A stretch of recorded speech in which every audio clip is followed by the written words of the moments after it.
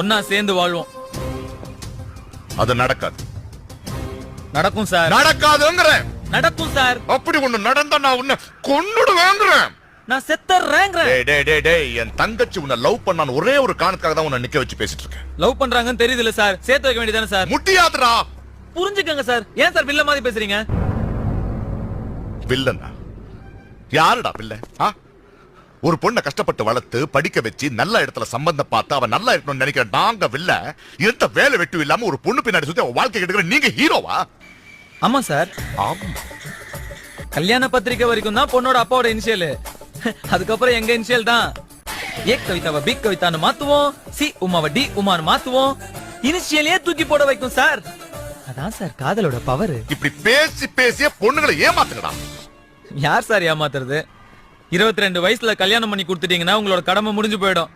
அதுக்கப்புறம் எத்தனை வருஷம் கூட